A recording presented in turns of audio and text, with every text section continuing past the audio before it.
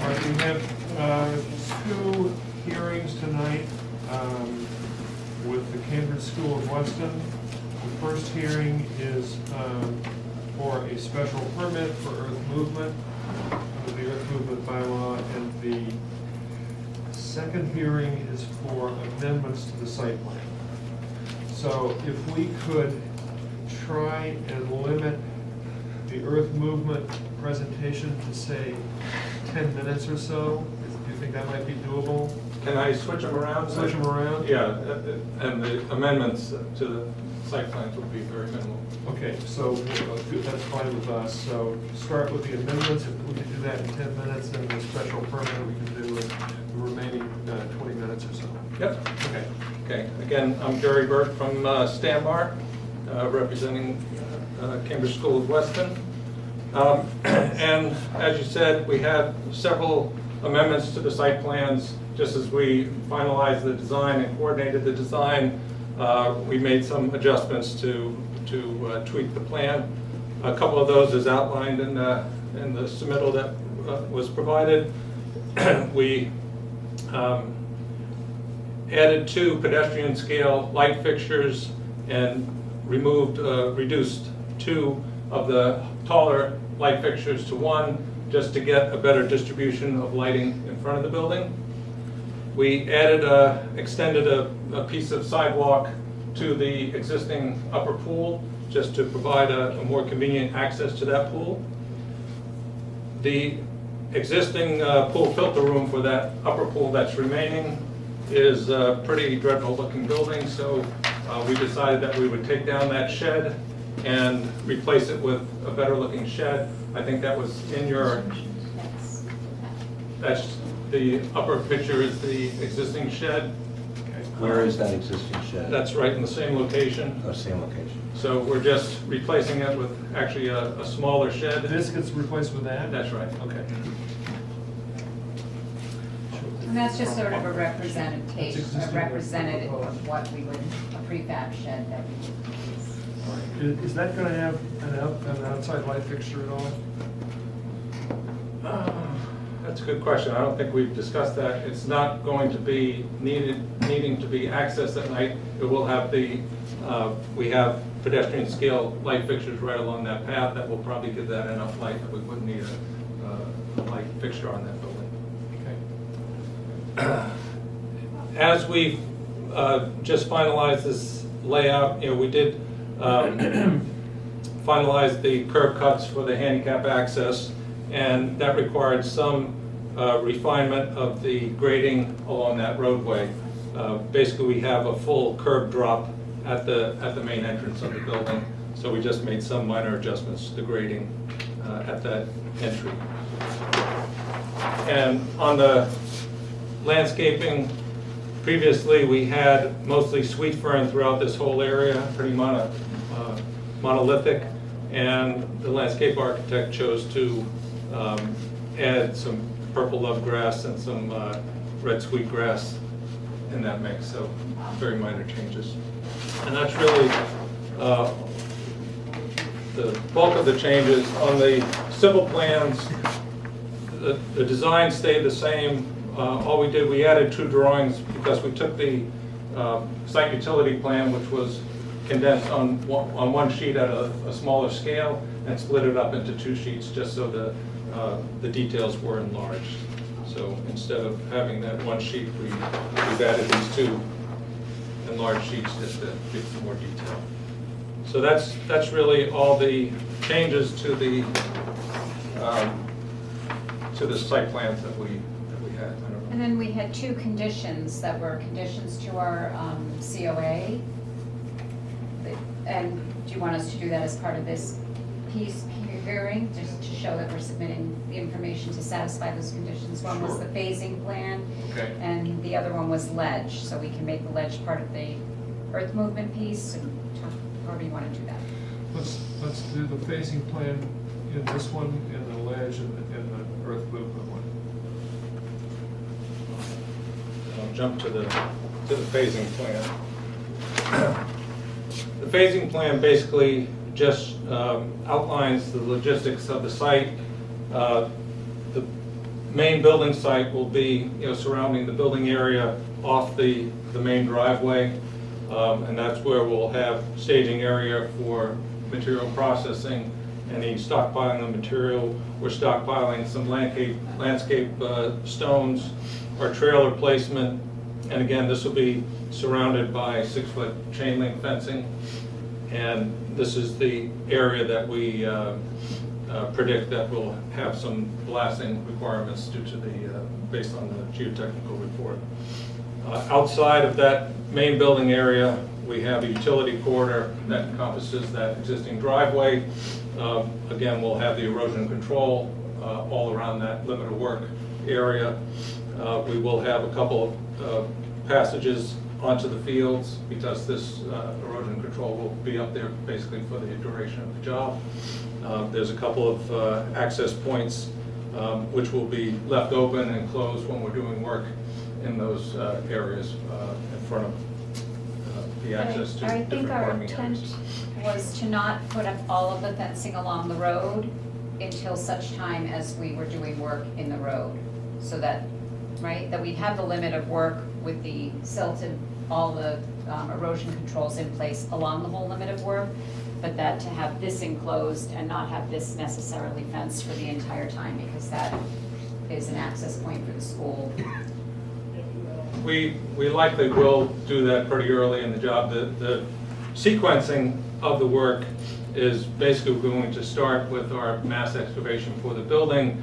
The work in this utility corridor will be coordinated over the summer when the access needs are the least for the school.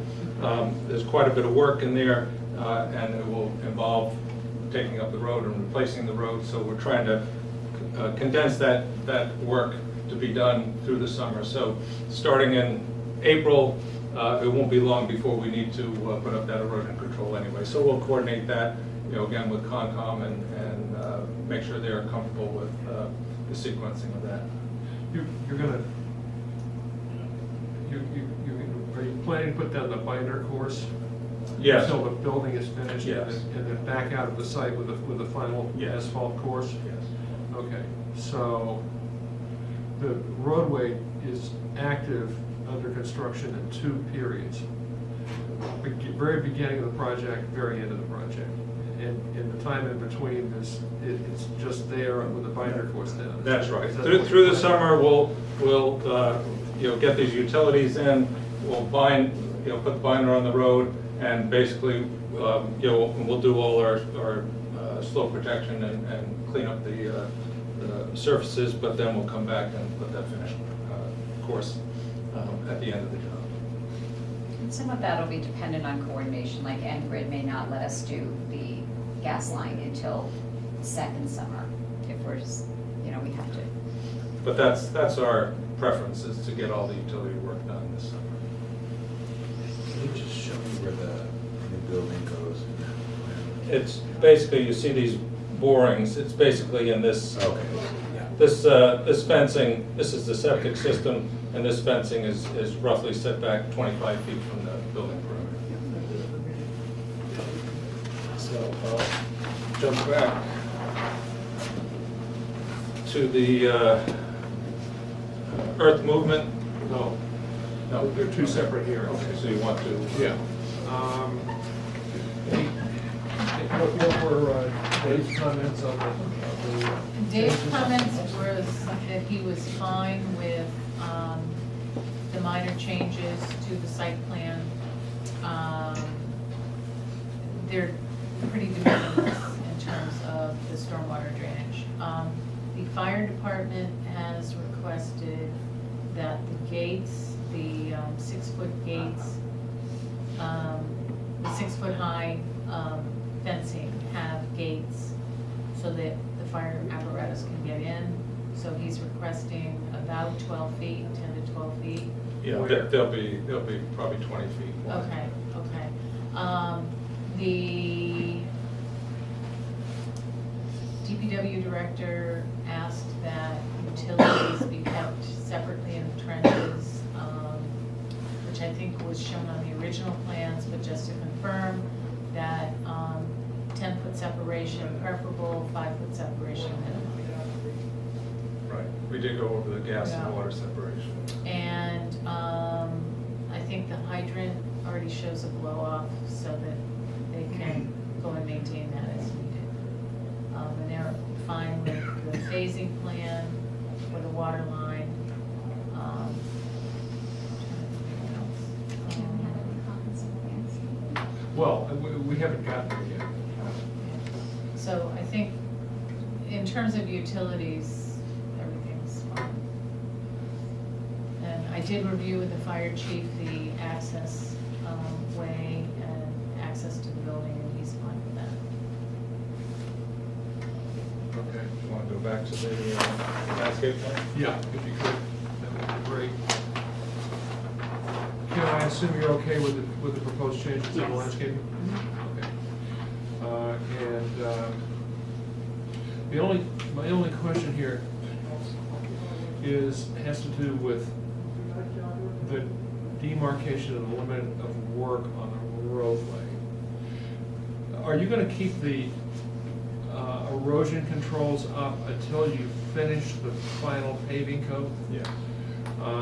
So, the point I think you were making is that the erosion control devices essentially mark out the limit of work in any case. That's So you right. don't need the yellow tape, was that your thought, or? Well, that we would have the silt fence and the erosion controls in place from the Yeah. very outset of the job, and they would be maintained the entire time. Yeah. And that the construction, the orange construction fence, or Jerry's saying maybe they'll use chain link, it would be put up at, when those areas needed to be closed off. We'll still have the orange control fencing with that erosion control. You're gonna keep that? Okay. Yeah. So now you're just talking about the limit of work around the building site itself, is that what you're thinking of? That's where the chain link? That's where the chain link will go. You know, Okay. right now, there's existing driveway, so we'll, be back from that. We'll have some tree protection around the big tree that they're trying to save, and another tree over here. But Gotcha. it'll basically define this main site, building site. Okay. Comments? Questions? No? The lighting change is minimal, I assume. It is. Swapping out two for one, and the two low lights, I assume, have a much lower lumen count per fixture than the. They do, and our lighting through the parking area is probably in the order of 0.25 foot candles. It's very low. We have a little higher level right along the walking path along the building, but it's all below the 1 foot Standard. candle. All right. Sue, any questions or comments? We have somebody in Florida who's with us. Go ahead. Go ahead, Sue. No, I just said, no, I have no comments. It looks quite minimal. Okay. Good. Then, motion to accept the proposed. Second? Second. All in favor? Aye. Okay, moving on to the earth movement. Might as well start with the ledge removal. Okay. I'll just show the plan that the calculations were based on. A net cut of 8,100 yards is based on all the utility work as well as the mass excavation for the building. And that includes stripping of topsoil, replacing topsoil at the end of the job, all our mass cut rock. So it comes out to a net cut of 8,100 yards of material. Going back to this plan just outlines the procedures that will go through for the blasting and the timeframes for the work on the site. We have not yet finalized the blasting contractor. It will likely be Main Drilling, who's worked a number of times in the town. And we will go through the whole permitting process with the fire department. Did you check our language in the decision on the blasting requirements? I did in 253 Meadowbrook. No, this one. Okay. I It's- read, It's yeah, I Was it- reviewed that. it's that condition, it's that condition. Okay.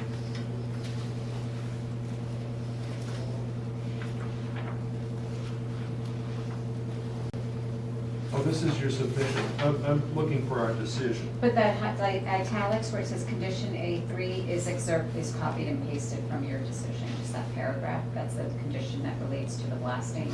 All right, but there's language missing. Applicants will ellipsis provide. I assume that means there are words between will and provide, or, I don't know.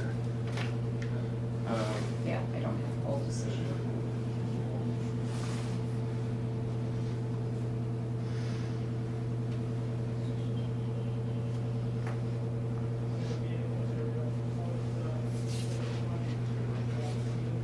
Is this your blasting and crushing operations management plan? Is that what that Yeah. is? Okay.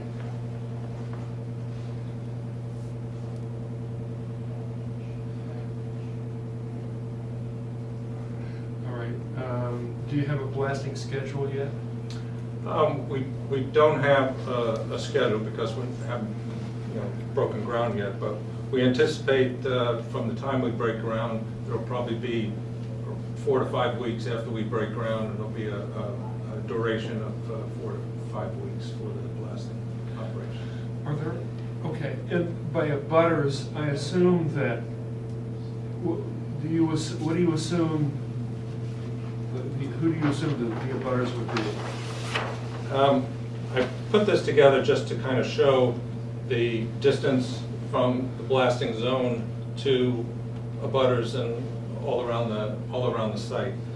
There's a state requirement to have pre-blast survey for anyone within 250 feet of the blast zone. Our closest neighbor is roughly 540 feet.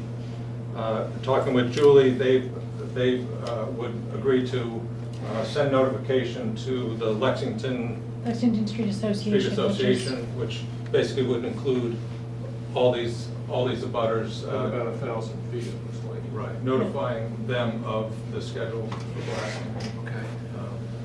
So the original condition was prior to any blasting taking place on the site, the applicant will meet with the planning board to provide information on the quantities of ledge anticipated to be blasted and removed or reused on the site. This may require a public hearing depending on the quantities of blasting materials to be moved. The applicant will prepare a blasting schedule, provide information on who will be conducting the blasting work, and will prepare proposed blasting and crushing operations management plan. Impacted abutters may be provided a copy of the blasting schedule, notified no less than 48 hours in advance of the blast. And the intent of the blasting and crushing operations management plan is to ensure the management of noise, dust, and runoff from blasting and rock crushing activities, and to better understand and control the movement of vehicles carrying blasting materials from the site.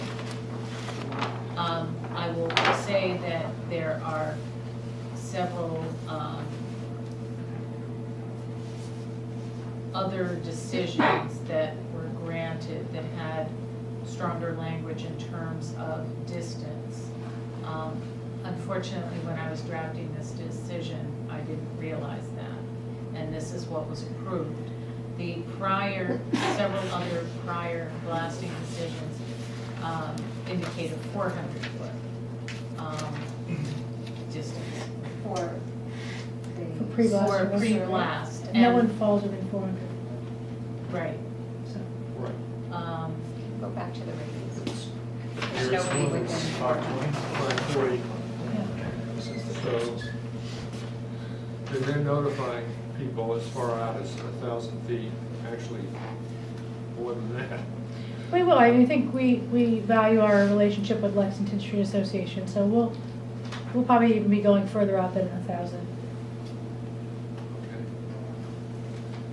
Okay. Has Dave Conway taken a look at their proposed blasting schedule and operations plan? They've got it all, there's a whole half sheet. that- Right. He has not, but I can ask him to do so. Yeah. Yeah, we anticipate, based on the boring report, that we would have roughly 2,500 yards that just a rough guess, obviously it depends on what we get in the, Right. Okay. and, We we, have a crushing operation? again, depending on the quantity of material that we extract and the quantity of material that we extract that we can reuse, we'll definitely have a sifting operation to, process that material just to sift out the large stones. And because we have an 8,100 yard excess, if we can generate enough material without the rock crushing operation, we'll do that. If we find that we get more rock than we anticipate and we need a significant amount of imported material to make up the backfill that we need, we'll process that material on site. Okay. Then it's, what I would suggest is a condition in the special permit that just requires that you guys let us know what's going to happen with respect to the crushing operation, whether you need it, don't need it, how long it's going to be in effect, and all those issues would be good to know in advance. I would say probably within 2 weeks of actually breaking ground, we'll have a good sense of it. When you intend to break ground. Well, we're hoping to have permit by April 1st and then set up our erosion control as a process to get to our actual breaking ground, but I would say mid-April. And how long will the whole construction process take? It'll take roughly 14, 16 months. All right, and maybe before we finish off the earth movement section, are there neighbors here who have questions about the blasting and crushing operations or anything that we've talked about so far? Well, it will be, I mean, they're really good about communicating to us, so. And both the Cambridge School and ourselves have been tolerating blasting from Waltham for a whole year, so this is like nothing new. So true. It's like clockwork. Yeah, a continuation of the same thing. All right, so just finishing up, describe where you're going to stockpile the material, how much you think you're going to stockpile, and what you think the trucking operations are going to look like. Okay, as far as the trucking operation, I know Betsy has mentioned that she's put out to some people in town that there may be some excess material available. We will welcome that if there's a connection that we can make in town. Right now, again, depending on the quality of the material we get, some of it might go to a processing yard if we're not processing it on site. So we don't have a final location for that material until we get a little closer and understand the quality of the material. But right now, our processing operation, stockpile operation, and loading operation will take place on site in this area. Again, that mask excavation will mostly we'll be able to pull out the bony material and export that right from the site. That will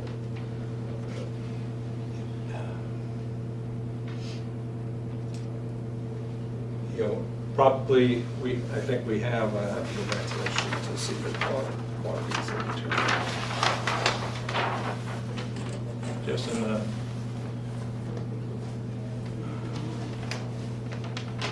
mass excavation of the building is roughly 12,500 cubic yards. So we anticipate maybe 2,500 of those will be rock that's blasted. So we'll have 10,000 yards of material coming out initially.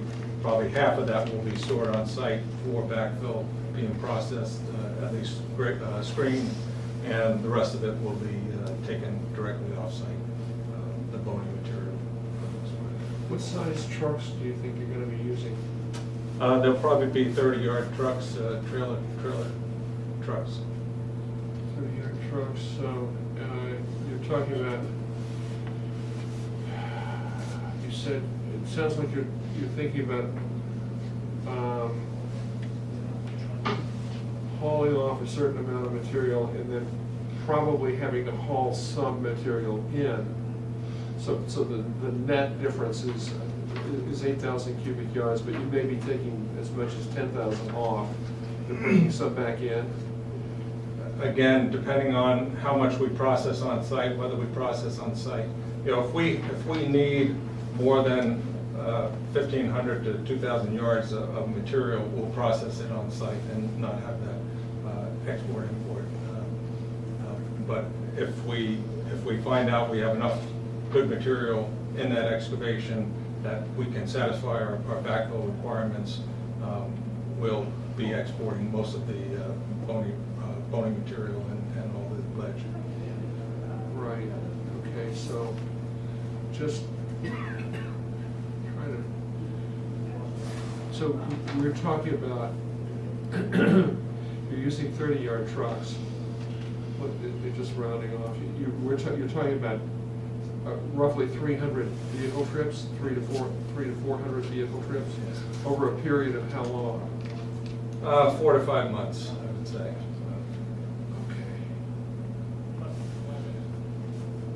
Okay.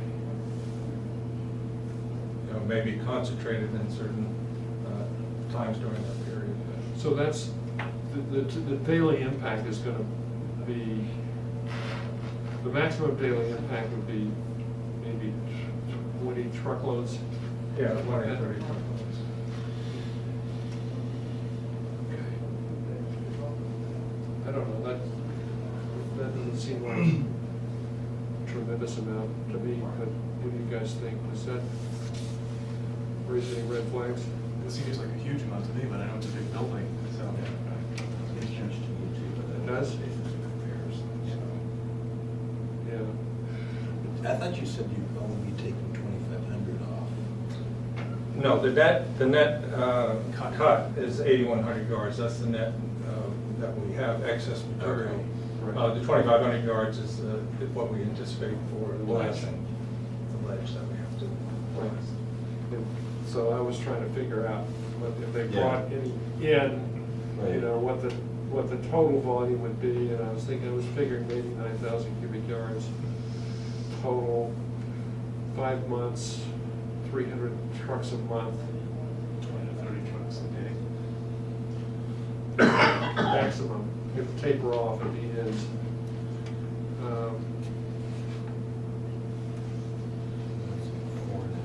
Yeah, 4 an hour, one every 15 minutes or so.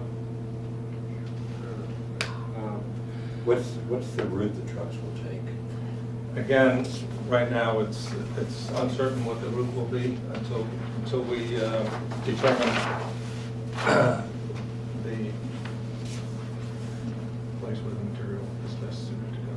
I mean, there may be some sites in town that can take some of the material, so without knowing whether From Weston's perspective, it would be better if they went that way. Right. Which way on the turn right? Towards on Waltham or the- towards?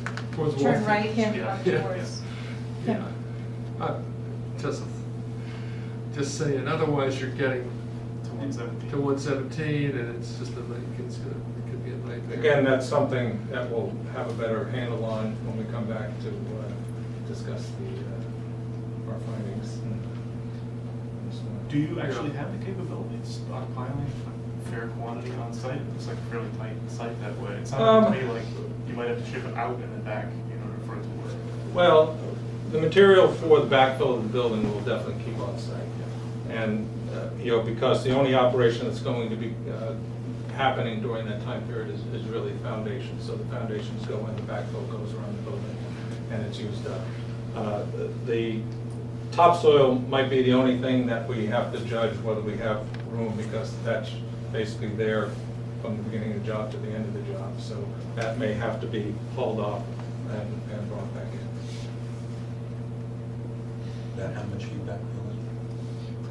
How much material? Well, there's, I mean, there's a lot of different components. For the foundation,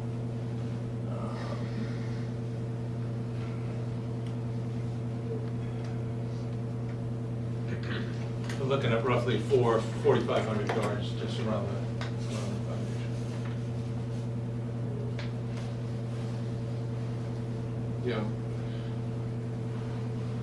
David, do you have any comments? Sue, how about you?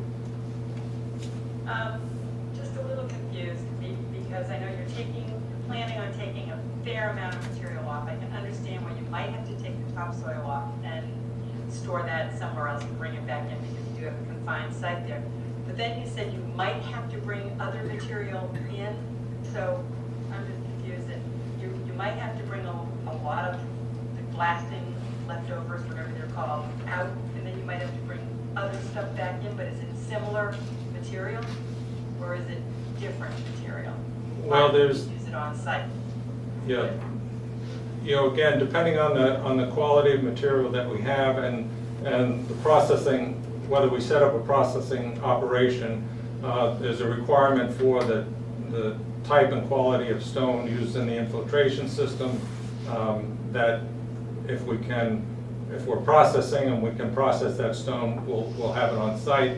If we find that we don't have the need for a lot of processed material, that stone might have to be brought from off-site. So there's a real mix of. Wait a minute, might have to be brought from off-site? Right, might have to be imported because. Because the quality of what you're harvesting on-site is not appropriate?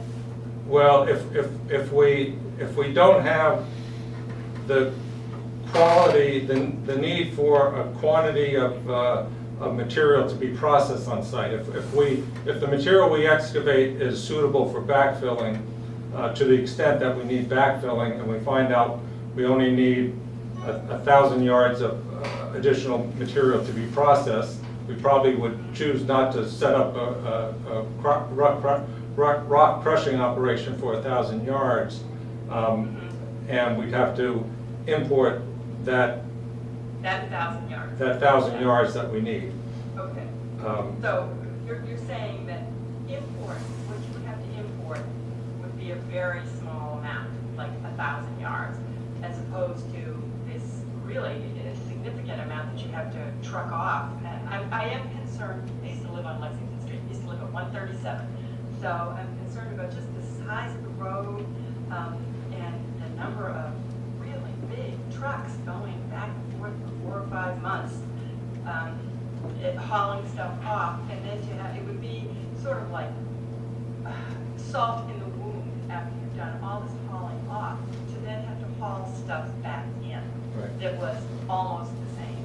Do you Yeah. understand what I'm talking? And I agree with you. It costs money to haul it off and haul material back in, so we're not looking to spend that money if we can avoid it. It's a question, there's engineering requirements for the quality of that stone that's used. Dave will be looking and inspecting that stone. We have to make sure we can meet those requirements. So it's that balance, but certainly our intent is to keep as much material on site as possible. And if I may just add something, the other factor at play here is, as you know, we sort of tucked this building into the hillside so that it would have a less moving presence from the street, and that's part of what's contributing to this larger quantity of excavation, because this is, the high end of the site going down low to the front. So the net result is a building that's less, Oh, no not so question, moving. it's just trying to mitigate the impacts of bringing the dirt on and off Yeah. the site. I mean, just a second, Diana, and then, I can really understand Sue's point. I mean, Lexington Street is a narrow street, it's a winding street, it's got a speed bumps all along it. Yeah, I Huge can- traffic on it. Tons of traffic, and they're all going ka-thunk, ka-thunk. It would be much better to route the trucks to the right when you're leaving campus. And if there are places where you can sell the rock in Weston, that's fine, just come in some other door. Go out through Waltham, get on 128 and come back in on Route 20 or something. Just just to minimize the impact on Lexington Street. I think that would be great. Anyway, comments from the audience. Diana? I just, when the trucks leave with the rock, can they come back with something, so there's not like an empty trip onto or off the site? Does it work like that? Again, it depends on the timing of that truck traffic and whether we're looking for imported material. Obviously, if we're bringing topsoil in, we're not going to bring it in at the beginning of the job when they're exporting a lot of the bony material. So it's really a question of just the timing of that truck traffic and whether we have a need for it. I'd say if the timing would have to be just exactly perfect to haul off full trucks and bring in full trucks. I mean, that's not common. The only time that typically happens is when you're bringing material to a processing yard and having it processed off-site, and then you're dumping off unprocessed stone, bringing back processed stone. Well, maybe if it works out, that would be another way to minimize this. Yeah. Right. We're going to drill down on this more when you know more about the quantity and the character of the ledge. So, anybody else? Yes. It sounds as if, I don't know how you work out whether you have police details. I mean, that's a commuter road. Yeah. Times of the day. Times of the And day. police details, I think would be. I think that's a very good. Does that come under your thing, or does that just happen later? Nope. That would come under us. I mean, we could stipulate a police detail. We could stipulate times of day when the trucks are hauling, leaving and coming onto the site. I don't actually mind if the commuters are a little bit of inconvenience because we wish they weren't there in the first place, but it's the reality of that road. Right. Yeah. If we're talking about total sort of impact of maybe a truck or two every 15 minutes, you know, the question is going to be how many trucks are going to be entering and leaving at what, in a certain space of time. If it's one or two trucks every 15 minutes, we have to think about whether a detail is justified. On the other hand, if it's 5 trucks every 15 minutes or 10, then that would be something else again, it seems to me. So it's. I don't think we could load trucks that quickly, so Yeah. you can imagine we. And I have to say, the math doesn't work out for me that you're speaking about, because if we have 300 total trucks over a 4-week period, now granted, there is some condensing of it, but the math to me doesn't make sense They're every coming 15 and minutes. going. They're coming and going. Right, so I think, I feel like that's a little bit of an overstatement of every 15 minutes. And, Well, we'll see. Yeah, we will. I mean, I also feel that, I don't know if I get any say in this, but I do feel like the requirement of police detail seems to be a little bit above and beyond. I think a time of day seems reasonable, but I feel like Yeah, think I would want to see some precedent that other jobs haven't had that requirement, if we were going to have that requirement. Police detail would I'm probably not only. necessarily asking for it, I just think trucks. it needs to be considered as how do we cope with it. Yeah. Yeah. And again, it's going to depend on the final calculations. How many, what is the trajectory of the process going to be? It's going to start slowly, it'll be a bell curve of some kind, I would imagine. So the maximum intensity, what are we talking about? And then we can start focusing on what actions to take to mitigate the impacts. But he needs to find out what's there first before we can do that. Otherwise, everybody's just guessing. I think that's where we're winding up. But because the way that this was set up as a condition to us obtaining a building, the special permit for this is a condition to us obtaining a building permit, and we can't find any of this information out until we have a building permit, we can actually start digging, so it's a little Yeah, bit. no, because we can condition it, so that we come back and resolve the actual details. Anybody else? Comments? Any other comments from the board at all? Sue, anything else? No, but it would be, I do like the idea about hiring the group from Maine, since they have, I know that we have no say in this, but we have worked with them before in town, and they know the drill, as it were, with us. But when did you make your decision on your contract with your blasting contractor? Again, that work is under the site contractor's contract, so he has pricing. He'll probably make a decision within the next couple of weeks. All right. Good, okay, in that case, anyone want to make a motion on the special permit?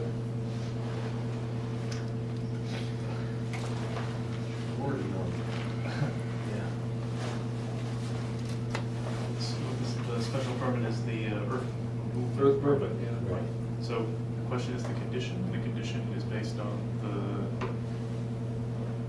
So we'd approve the earth movement special permit on condition that they come back when they when they know. know more about the Right. subsurface conditions and the implications for removal and haulage.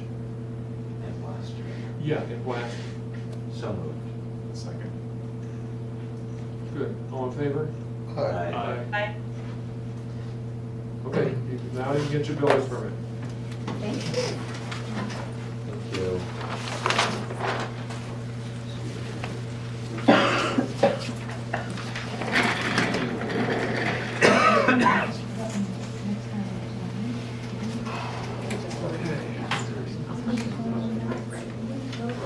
I'll be right back. Okay.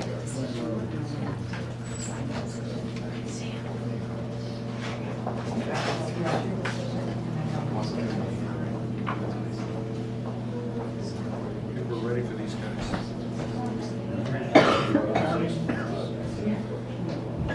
It's quite a bit. And I think it's gonna be more, I think it's gonna be somewhere north of swamp with those. So my guess is somewhere around 10, maybe as much as 12.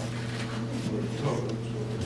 So it's gonna be, I think we're gonna want, we may very well wind up with somewhere police detail, at least for several weeks. It'd be nice if the someone was Yeah, that's the other thing. Because a lot of times, it's better to do it fall, because it's not as dusty. A lot of dirt. Why is it? Because it rains more. Right. Oh, that's, should we have a wash-off provision for those trucks? We're gonna have. Yeah, well,